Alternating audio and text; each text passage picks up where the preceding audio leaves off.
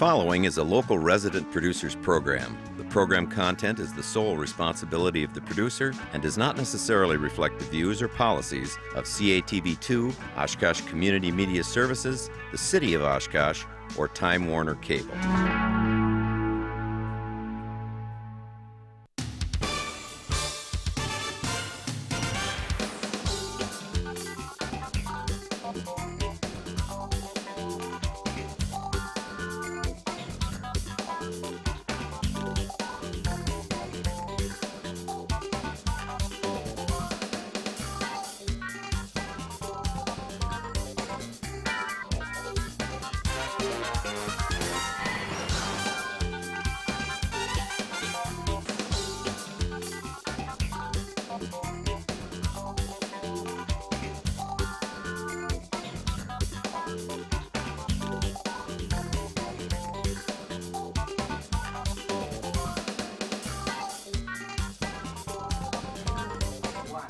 Hi everybody, welcome to another edition of Eye on Oshkosh. Dan Rylance here, and we're happy to be joined by someone who's becoming a very familiar face on our set, Jim Fitzhenry from the Oshkosh Northwestern, and we're going to talk about lots of different political issues and as well as some changes going on at the Northwestern. So thanks for being here. We appreciate it very much. Jim. And I guess we'll start with the budget. That's probably the best place to start. It's been the week of the budget announcement. Yeah. Did you want to jump right in, or you want me to go? Oh, go ahead. Okay. All right. Well, obviously, local governmental entities have been running stories, or you guys have been running stories about, the budgets and what's happening with our tax bills. Overall, do you think people are going to be pleased with their tax bills that they get in a couple of weeks? Or not that they're ever really pleased to get a tax bill. But no, it's always a Christmas gift that keeps on giving, isn't it? It's always wonderful. We're always the ones that give, though. Yeah. we give and we get. Well, I think that from our early estimates, it looks like tax bills are going to be down. So I think most people are going to look at it and say, I'm paying less in property taxes this year than I did last year. We've done early estimates. It's down like 0.3%, depending on the value of your house. That doesn't figure in the lottery tax credit, which usually chunks a little bit off of it. So I think people are going to be pleased when they get their property tax bills. Okay. All right. I was a little confused by the articles, and Dan showed me one in print.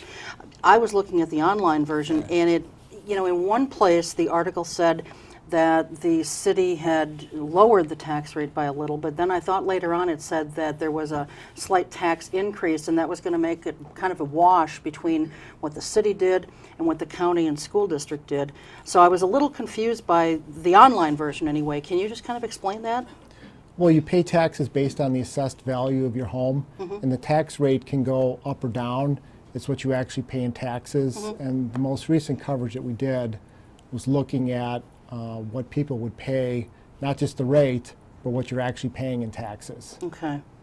All right. So the rate came down, or hopefully will come down once they get these credits and so forth from Madison, but we still might be paying a little bit more on a citywide basis. In city taxes, you're going to be paying a little bit more, mainly because as part of Act 10, police and firefighters were exempted from the collective bargaining changes. Plus, you also had existing contracts. Right. So the cost of health care and the commitments made in that contract are still being honored. Okay. So that's why city costs are rising in those areas, because they Okay. had existing contracts. All right. That makes sense. Is there no property tax increases in part because this is a Scott Walker budget? Is that a fair thing to say or not? For the first year, yes, absolutely. Okay.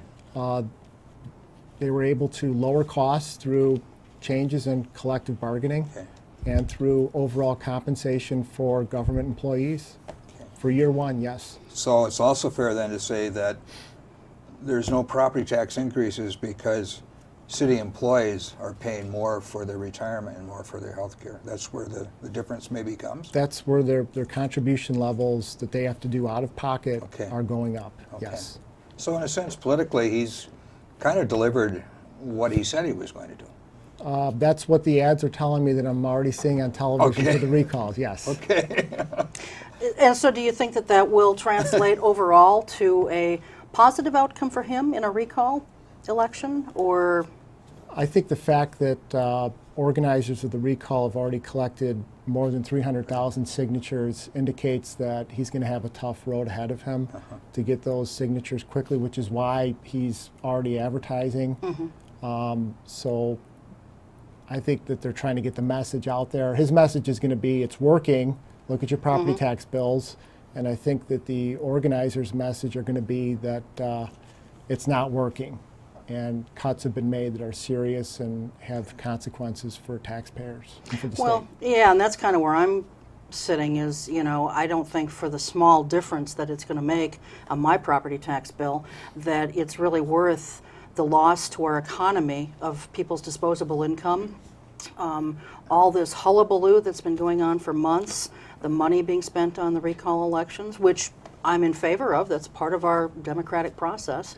I just don't know that that tiny bit is really worth it, but that's just my opinion. I grew up in a culture where the issue wasn't whether there'd be tax increases or no tax increase. The issue is what were you going to spend the tax money on. And now it seems to me at the federal level, at the state level, and the local level, the issue is we're just not going to have any increase in taxes. I don't know where we're going with that, but it seems to me that's now the new game in town. What do you think? Well, I think obviously it's a huge political issue, Yeah. and I think that you've seen people like Grover Norquist who've run very prominent campaigns on pledges that people have got to sign that they won't raise taxes. That nobody likes to pay more taxes.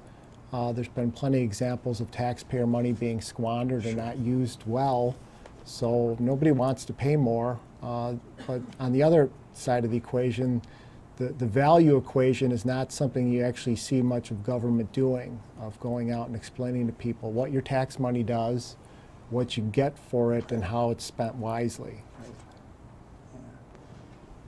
Let's go to the recall. Okay. I suspect that 2011, one of the big stories that you'll be writing about at the end of the year, this is December 1st when we're taping tonight, was certainly the recalls. And maybe a top story for 2012 will be more recalls. I'm really confused on the recall of the governor and lieutenant governor on separate petitions. Maybe you can help me with this. But the Constitution says that they have to run together. You can't elect one without the other. But the bureaucrats in Madison evidently have decided that we're going to have a separate petition for the governor and a separate petition for the lieutenant governor. Now let's move fast forward. Let's say the governor gets recalled and defeated by a Democratic candidate, but his lieutenant governor, his running mate in 2010, defeats the Democratic candidate and is still lieutenant governor. So we have in Madison then sometime at the end of 2012 or whatever, a Democratic governor with a Republican lieutenant governor. Is that, how can that happen? They'll have to work together. Do you think that's something they thought of in the Constitutional Convention for the state of Wisconsin, that something like that could ever happen? I mean, it's one of those things where it kind of hurts your mind to just think about the question, doesn't it? Yeah, well, I don't think that was originally in the Constitution. I think states moved. Right. I grew up in the 60s where we had a Democratic governor, Republican, vice versa. I don't know when they changed it. Right. But it seems to me that makes no constitutional sense whatsoever. Absolutely. Yeah.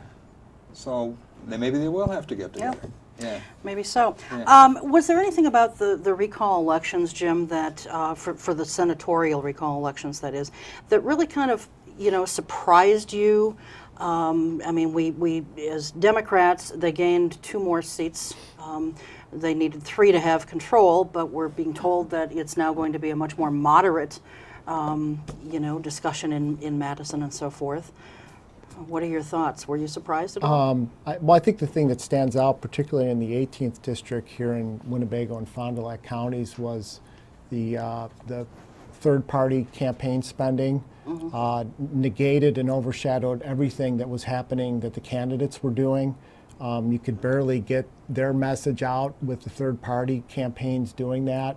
I've still collected all the little cards that came against Randy Hopper, and there were some in there that were frankly some of the dirtiest that I'd seen in a long time in covering politics.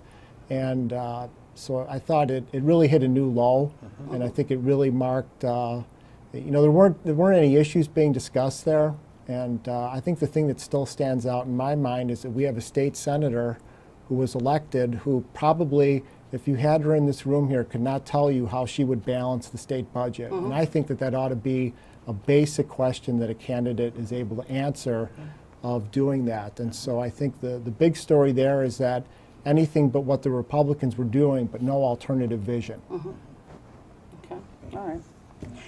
I got the same collection of things that were almost like Cold War images with the dark colors. Yeah. And most of Jessica King's pamphlets spent more criticizing her opponent than it did say anything about her, and vice versa. The Randy Hopper ads had more criticizing Jessica. You know, usually you run and say, well, you know, I'm going to do this, or I'm going to, but it was almost a total attack on the opponents. So I agree with you. I thought it was a really... Well, and especially from Hopper's standpoint, you know, he'd already been in office. He could have touted what he has done. Right. You know, while she could have said what she would do, he certainly could say, here's what I've done. Right. And he chose not to do that. In the one ad that he did do, he criticized King for being the king of spending on something that turned out to be not factually true. He was twisting the truth on it. So missed opportunities all the way around there.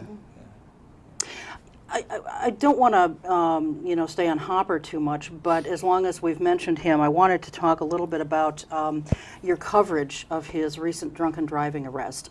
You guys were criticized pretty heavily by some in the community for the coverage of that, saying, you know, their position is, well, he's no longer in public office, he's a private citizen now. You know, if it were any other private citizen, you wouldn't be giving it this kind of media attention. How would you respond to those criticisms, Jim? Well, somebody who was a former public official, I think it was in 60 days of him leaving office, was also a very prominent business figure in the Fond du Lac community. And still is. And still is a businessman there. So I think somebody who's in the public eye, the public view, and could reasonably be expected to maybe run for public office again, that it was such a serious offense, and the circumstances of it, of the, you know, people calling into the 911 operators. A drunken driving case like that is typically going to get covered in the press. We chose to put that story inside the newspaper because he wasn't the current public official, but it was something that certainly needed to be on the record of somebody who at one point in time was in serious consideration for somebody running for governor or higher office. So I think we print every drunken driving conviction in the newspaper, and I think we have a good track record on that of being consistent with that.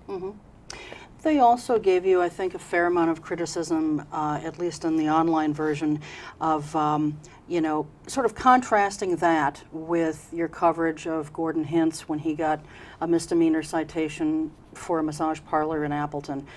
I happen to think the circumstances are very different. I mean, one, you know, jeopardizes potentially the lives of a lot of people.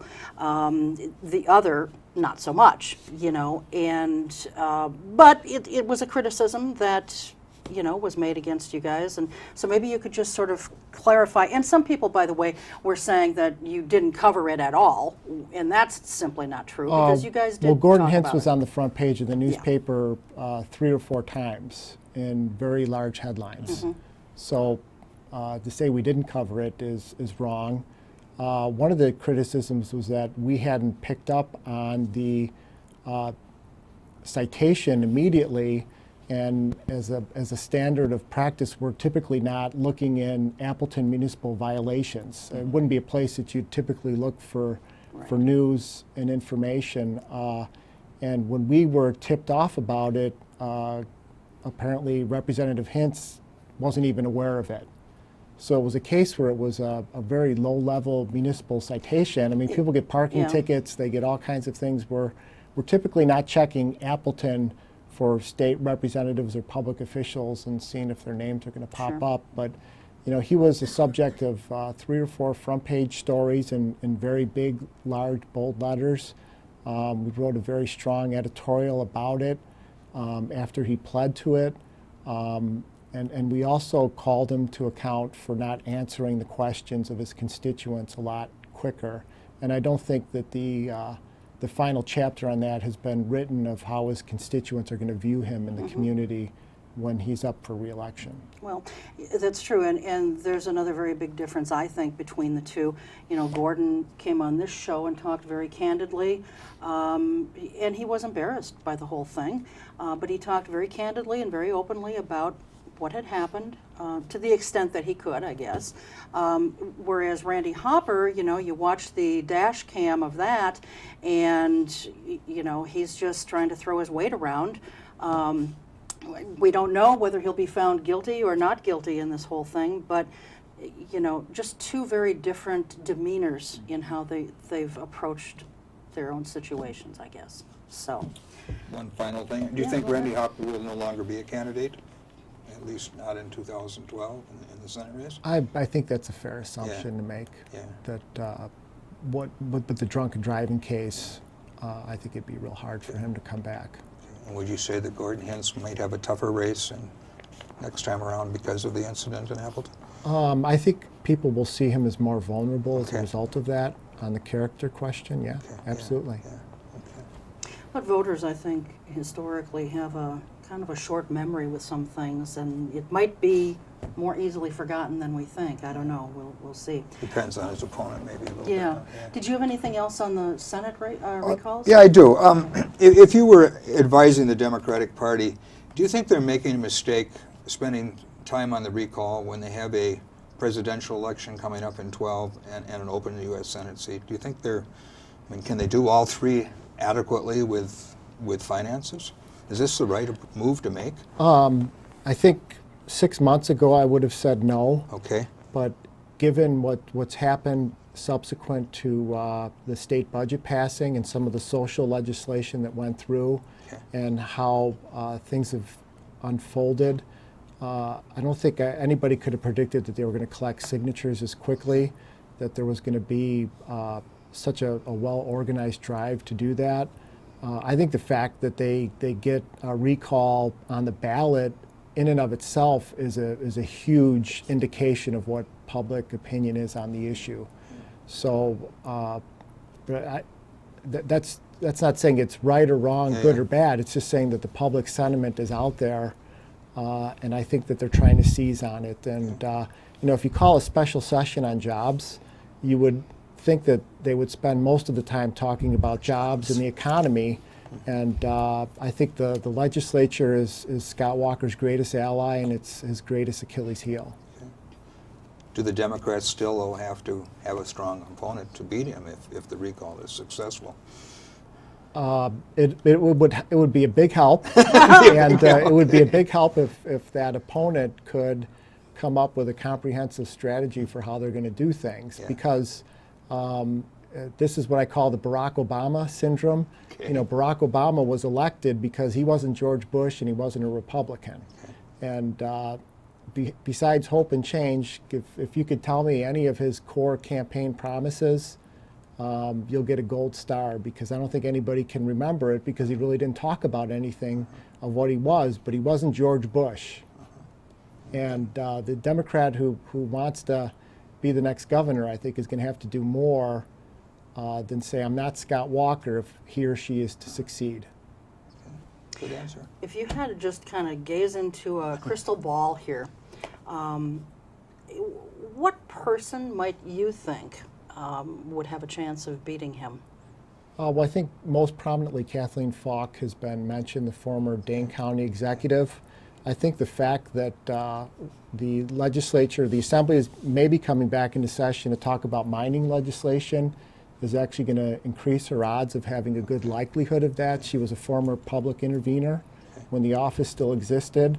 And I think that when you talk about large-scale mining and a mining bill that's going through with incredible speed, that I think that there are a lot of Wisconsinites who care deeply about the environment from both parties who are going to take pause and say, is this really worth it? And I think having a former public intervener who had a very good track record in Dane County and Madison of economic growth will have a very legitimate shot at winning. Interesting. Yeah. She spoiled Tom Barrett's chance to be governor by challenging as a third person in the primary. I think we might have had Barrett for governor instead of Doyle if she'd have kept out of it. And then she went in and challenged Lautenschlager in a primary for Attorney General, and we got a Republican Attorney General. So as my standpoint, a person who is a Democrat, she's 0 for 2. And, but she does have statewide recognition, and of the other people that are out there, she's probably has the best ID for, for running, but she's not my favorite because of those 2 other races where I think she screwed things up. Editorial end. Can we just talk about concealed carry for a minute? This has been a disappointment to me because first they put it through, and I don't see personally a need for it. I understand all these other states have it, and we were one of only 2 that didn't. But I personally just don't see the need for it. I think it's a mistake, and it's done. But be that as it may, it is done now, and it is law. But they initially said 4 hours of training to do it, and then the Republicans in Madison said, we don't like this. Even though our Republican Attorney General, who you just alluded to, said this 4 hours is fair. It's not too stringent. It's not too tough for these people to do. So now the rule is, okay, well, you got to have training, but it doesn't tell you how much training. I mean, is this just one of the dumbest things that we have seen come out of Madison, or what are your thoughts on that? Well, it certainly makes for an interesting distinction within the Republican Party and how various groups view issues. J.B. Van Hollen is not somebody who's known as a rhino or a liberal Republican by any stretch of the imagination. And I think that you've seen the internal divisions within the party. The Attorney General is one of the co-chairs of Tommy Thompson's U.S. Senate campaign. A lot of conservative Republicans don't want to see former Governor Thompson running, but J.B. Van Hollen is the co-chair of that. So, you're going to get a sense in this U.S. Senate campaign, segueing into that, the Americans for Prosperity has run ads against Thompson, urging him not to get in it. You've got some of the new Republican leadership, one of the Fitzgerald brothers, saying that Thompson, his day is over and there's a new breed and a new generation of Republicans. And we're going to see that played out in this Senate race of just, what is the direction and what is the tenor of the party going to be. Okay. You want to talk about Thompson then, or you Sure, want to get to him later? No, back just to the recall. Could the recall occur at the same time as the primary next year? We don't know the date of the recall. We don't know. But if the petition is certified, would the recall take place maybe? It's conceivable. Conceivable. Yeah. Boy, that would be a big turnout election, I would think, if you have both the recall and the primary election for both parties in the same election. I bet election officials would like it because there'd be one less election that they'd have to pay for. Well, speaking of the recall, there are some who are saying that a recall election may not happen for a year yet. Can you explain for viewers why that might be, or is that just internet gossip running wild? I think the question is whether or not the state is going to be redistricting legislative districts based on the 2010 census. And the question is whether or not the recall should be held in the old districts or the new districts. And there have been 2 lawsuits filed by the state Republican Party that want to have the recalls in the new districts, which Republicans drew and which many see as favoring Republicans. And obviously, with their candidates being recalled, they want to get the districts that suit them the best. So that's why it could conceivably tied up in court. I can't see that if there is a certified ballot for a recall, that once it gets into the judiciary, that they're going to let it sit for a year. I think that there would be quit court action on that because that would be a direct thwarting of that. So I think that they're going to have to resolve that issue pretty quickly. Okay, all right. It also will take, I don't know, a month or two, maybe 2 or 3 months to certify the people who signed the petitions. And you know everyone will be challenged by Right. those who are opposed to the so that's a time thing that will happen here regardless of the redistricting of the legislative district. I just see upcoming elections as being very hairy for clerks and Well, look what they went through last year, or this year. I mean, you know, with the voter ID thing becoming Right. law and actually being enforced Yep. with the upcoming elections in 2012 and all these various issues coming forward. Absolutely. There is going to be, I think, very high voter turnout and confused people, confused poll workers probably in some cases, and just a nightmare all the way around. And maybe some slow returns coming back. Who knows, because of all the delays. Some of and the whatever. cities have made a test with sample people going through it, and the time factor, it's really increased. Now, Oshkosh has not done that. Maybe they should do that. But some of the clerks are really concerned about just what you said. It's going to be more time consuming for each voter, the lag on returns, and we really don't know until they go through it. Yeah. Well, I think in Oshkosh, I thought that they did do a little Did bit they? of a test where they were, I think all over people were asking for Right, IDs. right. I don't know if it was And a you test were not per se. required to do it. Yeah, they Right, just kind of right, asked yeah, because they yeah, wanted to try and yeah, get people yeah. used to doing it. Right. It didn't slow us down that much, but that was a very slow election It was. day too. Yeah, yeah. But with all these other things on the ballot, yeah, You I think bet. it's going to really slow things agree, down. yeah. So, go ahead. I want to talk about Ron Johnson for a minute. This is a year ago, that he defeated Senator Russ Feingold. What sort of report card would you give him as an editorial editor of one of the state's largest? How would you rate him? What's he done? Oh, well, and you're the Senate scholar and have written a book on the Senate. What does any freshman senator do?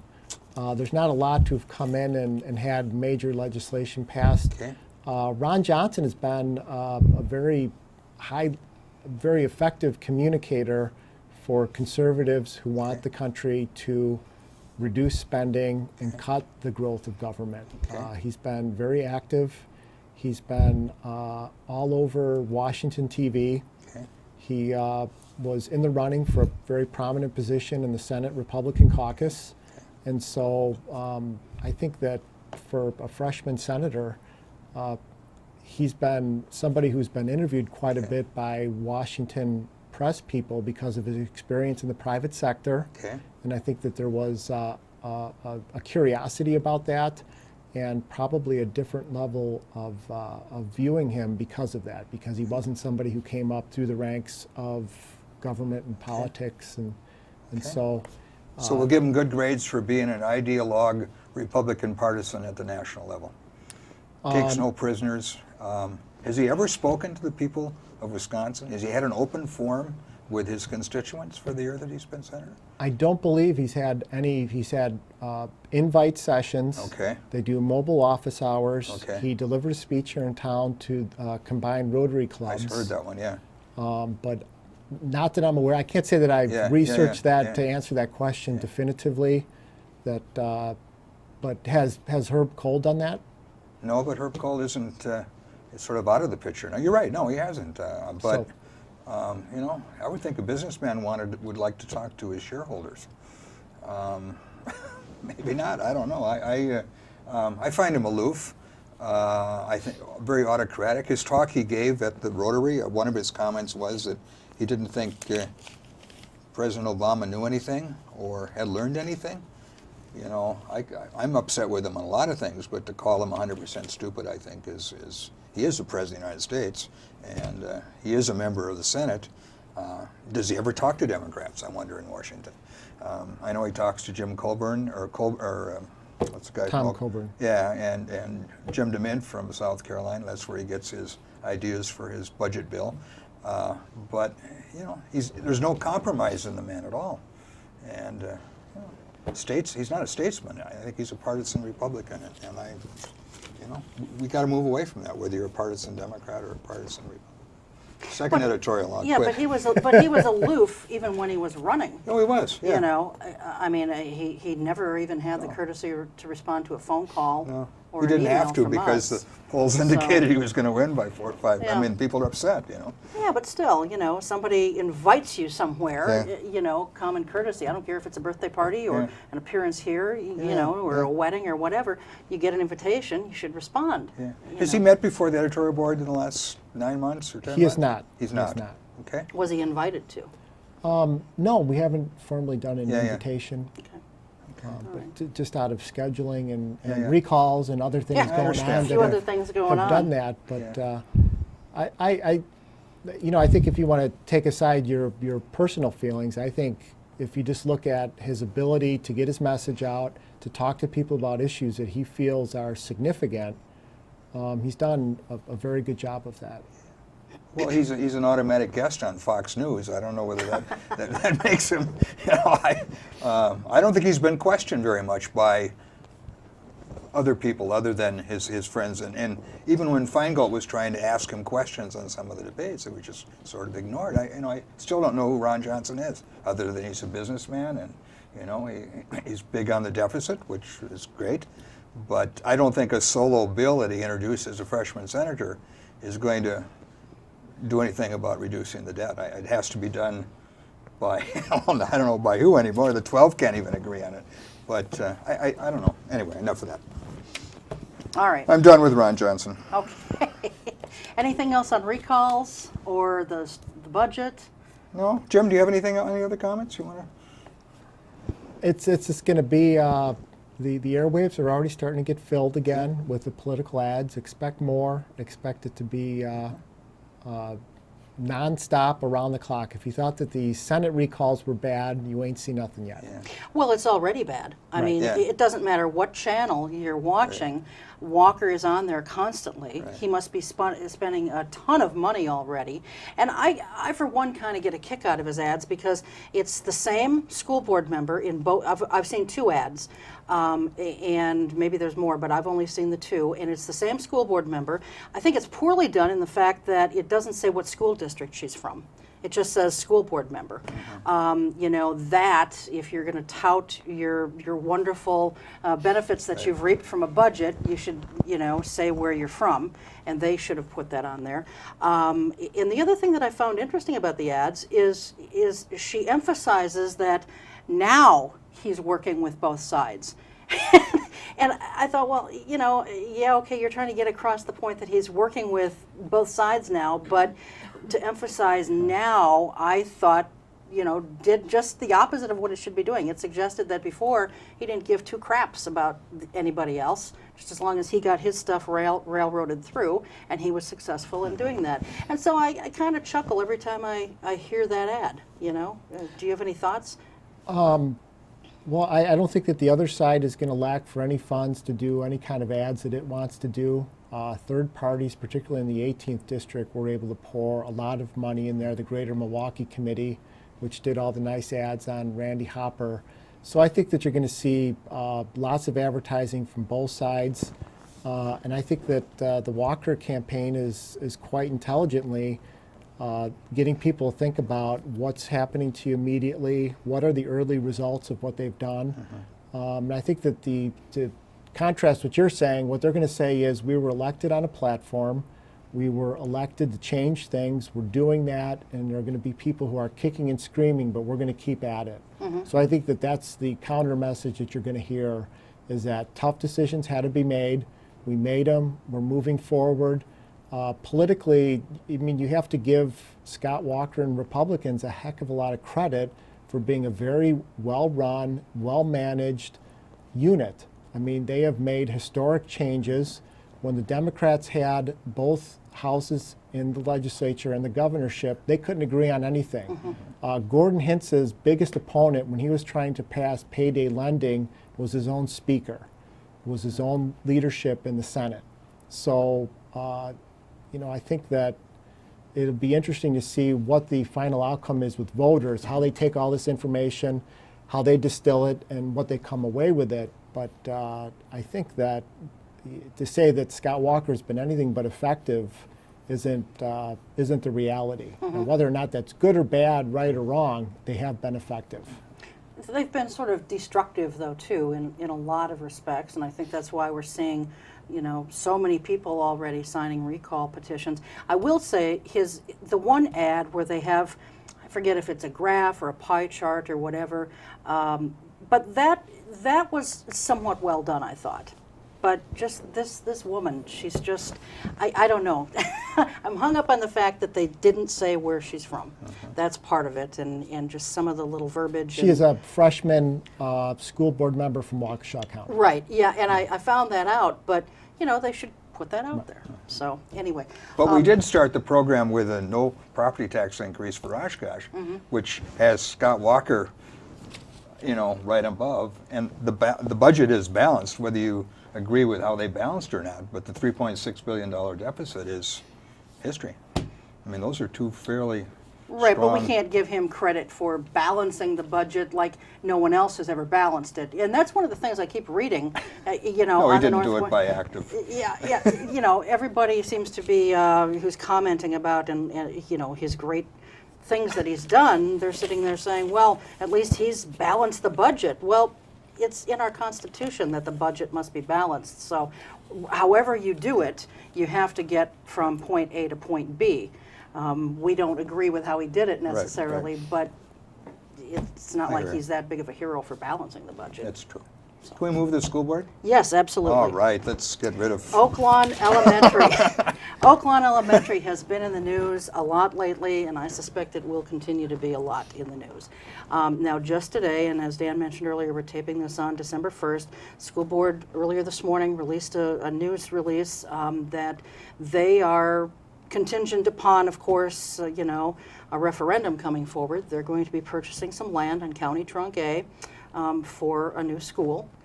And so, what are your thoughts of a referendum? I mean, obviously they've got a tough row to hoe here, a long row to hoe to get a referendum passed to build a brand new school. Would it be less of a leap for them to just go with fixing up the existing school, or do you think the environment here wouldn't support either kind of a referendum? Well, I think any kind of referendum in this environment is going to face a long haul, no matter what it's for. And I think that the daily market fluctuations, the daily different readings that you get on things, now consumer confidence is up this month, but after Christmas it might be in the tank again. So I think that any kind of referendum is going to have a difficult road ahead of it. And I think part of the issue is that for the greater part of 10 years, the school district has done no routine maintenance at Oak Lawn because they always were going to make a decision on it, and the decision was never made. So you took a building that originally was not in great shape, which people acknowledge needed some repairs, needed some renovations, maybe some expansion, and it's gradually deteriorated. They haven't replaced the roof, so there's situations with the roof all the time. The problem is that in 2009, there was a mailer that was sent out to everybody in the Oshkosh School District, and it made a case for building a new school on Riff Road to replace Oak Lawn, because the consensus at the time was that Oak Lawn was not worth putting the investment in, that the building was too deteriorated, that the property, there wasn't enough there. There were questions about whether or not they could purchase the land and the quality of the land. So a determination was made, and that case was made very publicly and very ably by the interim superintendent, Betty Lang.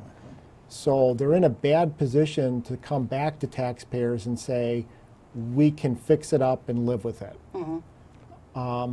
Voters rejected the new school on Riff Road. This location is a little bit different than Riff Road, but it's still going to be a large, brand new elementary school outside of the footprint of Oak Lawn. I don't believe anybody will be able to walk to the school where the location is, where if you did something on the existing site, there are some students who could walk to school. So I think that they're really in a tough quandary. I don't know if you saw this, I don't know how often during the day you're checking comments on your paper's website, but I happened to just glance at this when I took a little bit of a break from work earlier today, and somebody made the comment, and I really don't see how this could be factual, but someone made the comment that the Riff Road location is actually closer than the location on County Road A. And I'm not sure how they're coming up with that. I mean, I didn't have time to do a Google map check or anything like that.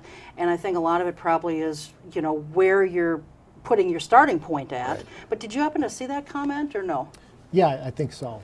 Yeah, and I didn't calculate it on Google Maps or something like that, but I think that doesn't strike me as something that would be within the range of it.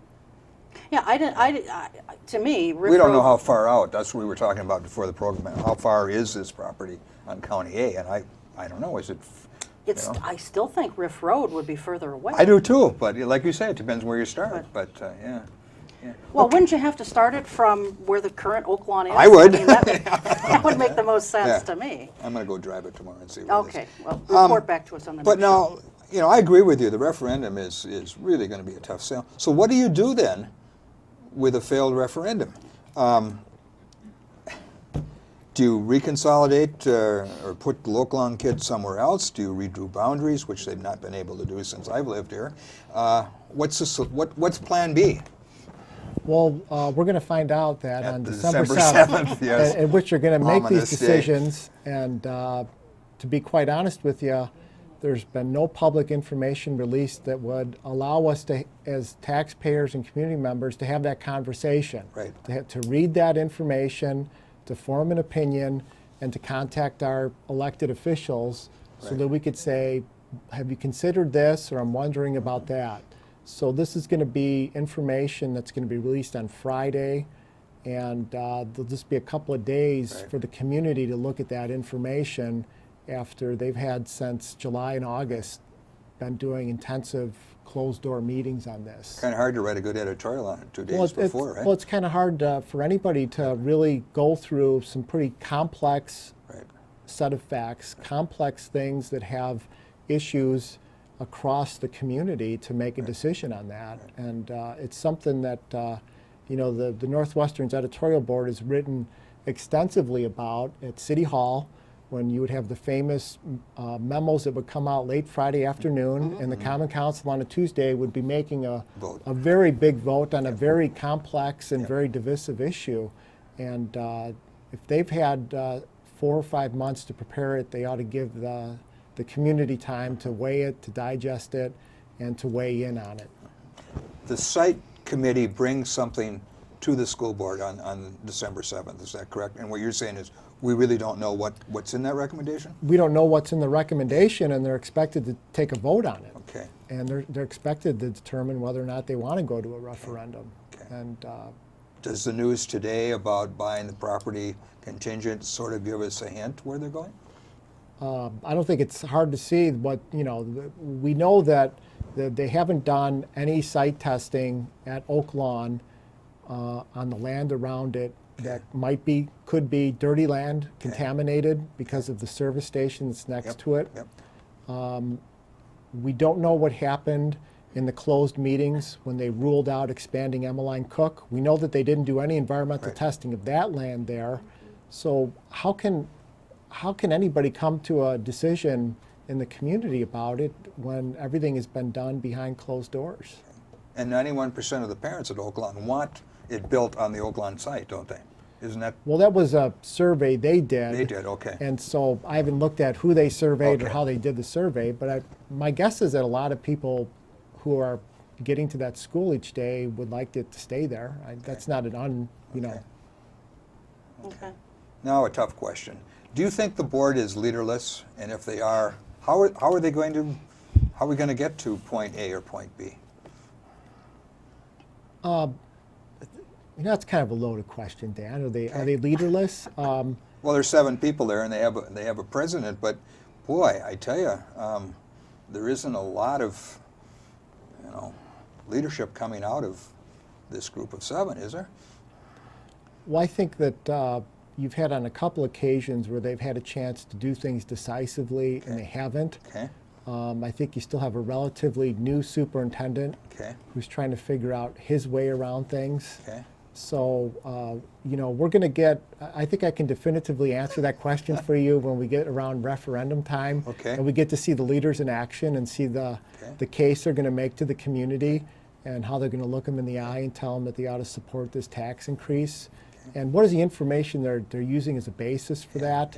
You know, I've got in my office a file this thick of school district reports, school district memorandums on facilities, on boundaries, on plans, and especially on the usage of the buildings and the capacities.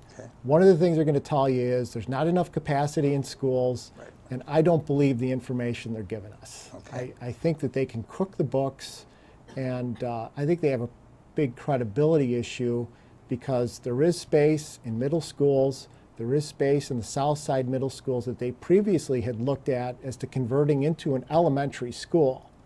So it depends on how you want to view the river and how much you want to upset everybody in looking at different boundaries.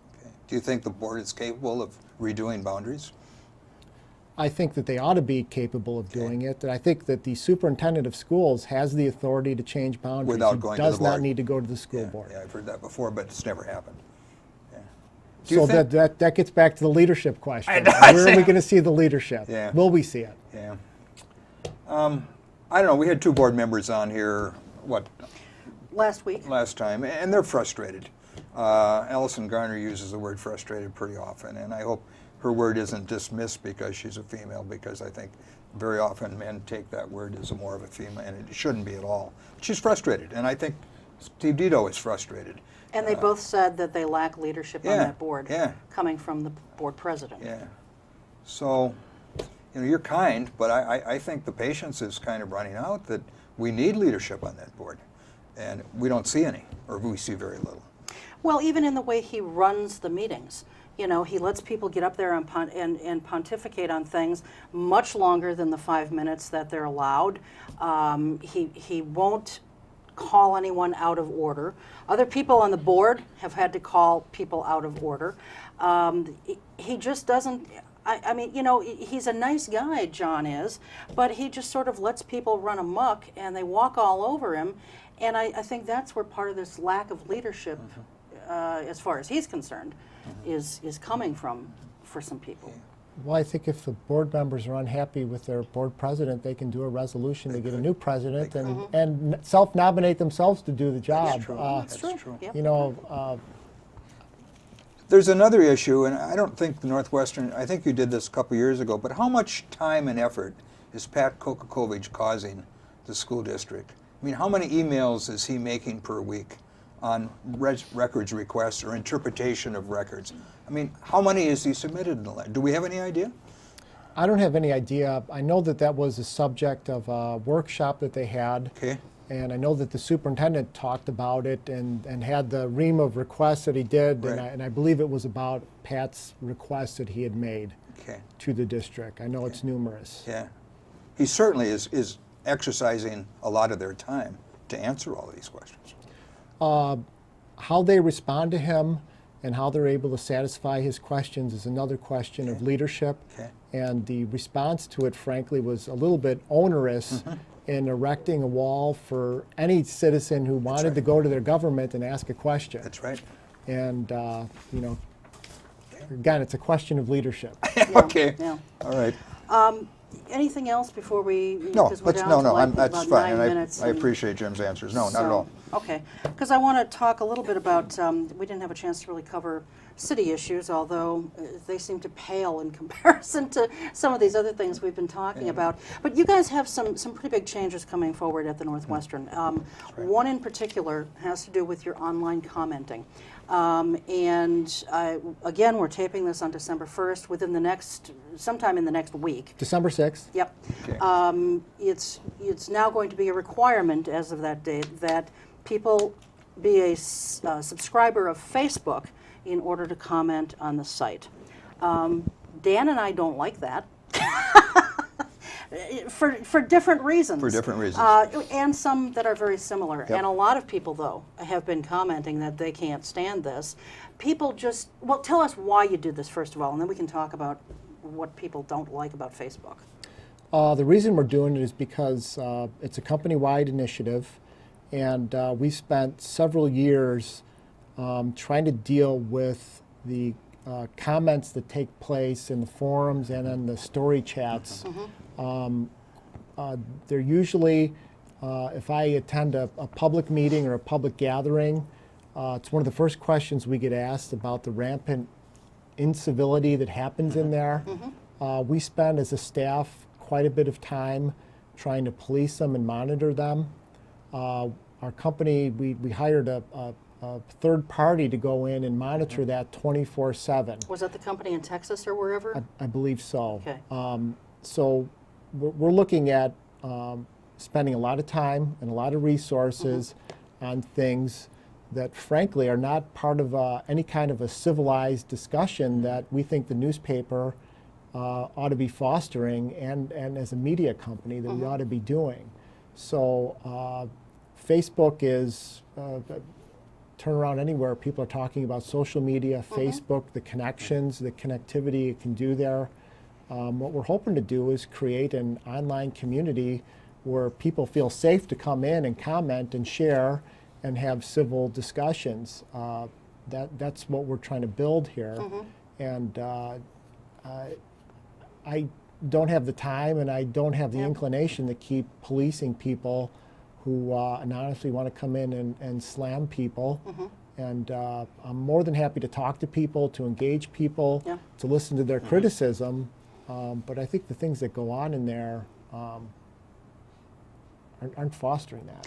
Well, I would agree with that, but I'm not sure Facebook is the best way to approach that. I mean, even some of the biggest media companies out there, ABC comes to mind. You know, you can either create an account with them or you can log in using your Facebook account if you are already a Facebook subscriber. That option won't exist any longer for Oshkosh Northwestern readers. And I guess one of the reasons I don't like it, I mean, I am on Facebook. I don't do a whole lot on it, but looking to do more in the future. But a lot of people don't like Facebook for the very reason of, you know, it's got some security risks at times. They feel that there's a lot of tracking going on of where, you know, what sites you visit and your personal shopping habits and this, that, and the other.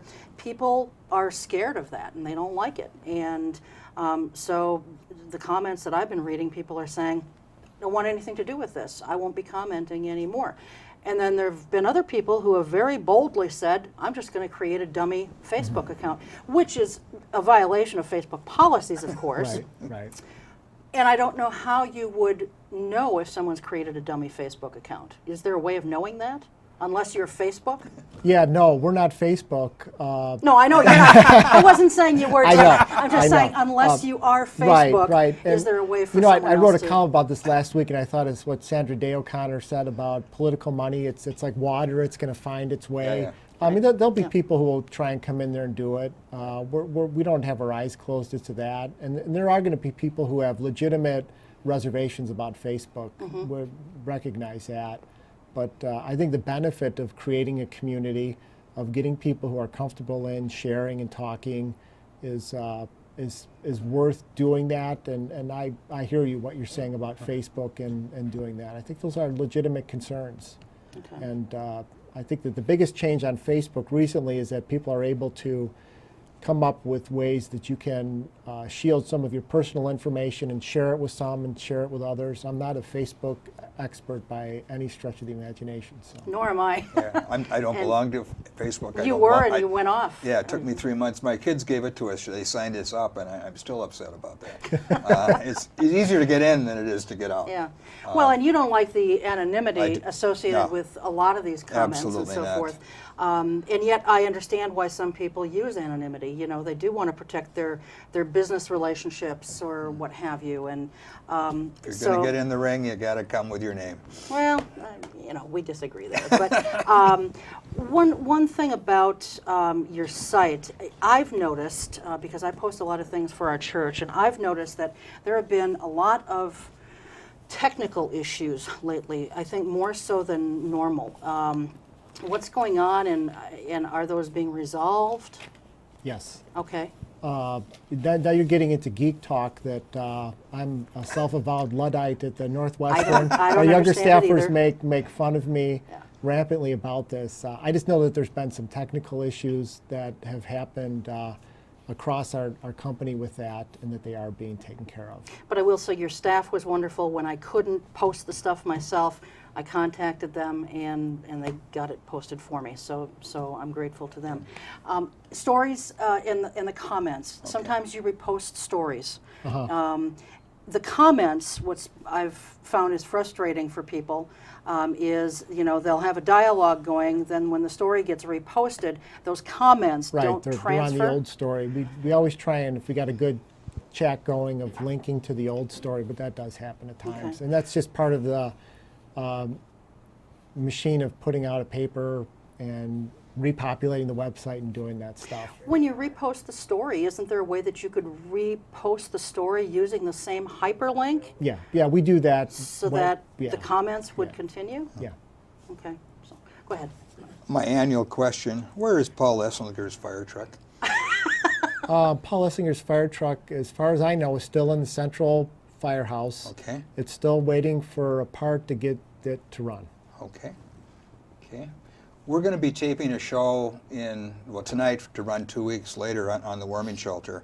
And I just wanted to say that I thought Doug's article on the worm shelter was incredibly exhaustive and incredibly good. I think it really set a tone for how important this is for the community, and he covered all of the angles. So please tell Doug that I thought he did a wonderful job. We spent a lot of time talking about what divides people. We talked about politics and incivility, and here's a case where there is a heck of a lot of people from a lot of different groups and walks of life and political beliefs who are coming together to do this. And of all the bad news happening, what a great thing to say about Oshkosh. Yes. People came together to do this, just like they did the community pantry, Right.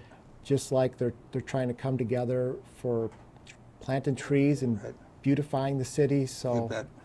there's a lot of good stuff Yeah, and happening he out there. captured that in a very well-written and well-researched article. Yeah. Just in our last remaining seconds, this is getting to be near the end of the year. What will some of the top stories be that the Northwestern will kind of recap for us? Well, I think we've got recalls. We've got the warming shelter is a big story. City Center Hotel, we haven't touched on that. Right. You talk about driving into town at night and no lights on in there. Yep. I think that there's been a heck of a Herculean effort with the university, the foundation, with the private sector to try and do something about that. That's a great story in what people learn to do to work together for a common goal. And you can't say enough about really people rolling up their sleeves and trying to come up with a solution for something. Hopefully that's a repeat for 2012. That we'll have I don't another- think the final chapter's been written Okay. on the hotel. Okay, me either. Yeah. Okay, excellent. Well, it's always a pleasure to have you on, and the hour always just flies by. Well, thanks So, for having me. I always enjoy it. Yeah, we're looking forward to having you again in 2012, and have a good holiday season. You too. Hey, Jim, All right, thanks very That's much. going to do it for us. We will see you next time. Until then, take good care. Keep your eye on us. We've got our eye on Oshkosh.